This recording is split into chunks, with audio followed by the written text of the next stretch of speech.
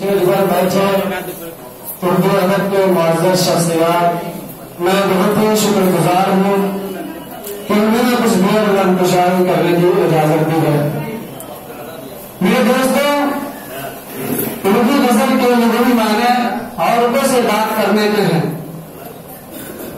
اردو غزل ہر ایک شخص کو دل عزیز ہے، ہر ایک شخص اس کو قابل قبول کرتا ہے، پسند کرتا ہے، اور ایک بہت مشہور و مقبول صنف ہے۔ یہی وجہ ہے کہ علامہ اقبال علیہ الرحمہ فرماتے تھے کہ عشق و محبت کی باتیں زیادہ تر غزل میں ہوا کرتی ہے،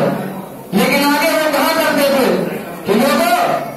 یہ غزل صرف عاشق اور معشوق کی کہانی کا نام نہیں ہے،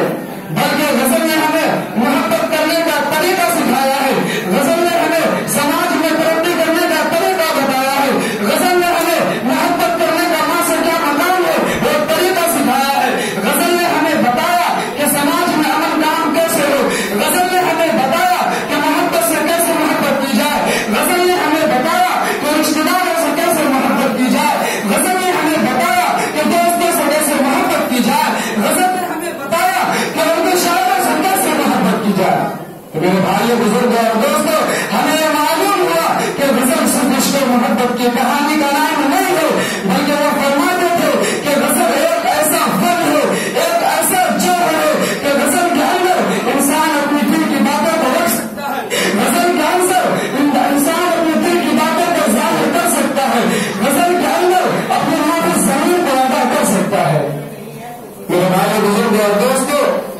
اردو غزل کی مقبولیت کا انداز ہم اسی سے لگا سکتے ہیں، ہم اسی سے لگا سکتے ہیں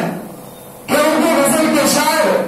جن کو بادشاہ کا خطاب دیا گیا، جب وہ برطانیہ کی سرزمین پر اپنا قدم رکھا تو برطانیہ کی حکومت نے ان کے فن ادب اور علمی لیاقت کو مد نظر رکھتے ہوئے ان کو بہادر خان کا خطاب دیا، اور انہوں نے کہا کہ آپ کے اندر فن ادب اور غزل کی وہ مہارت حاصل ہے کہ آپ کو میرے دور سے 1000 رسالہ اور وظیفہ جاری دیا جاتا ہے۔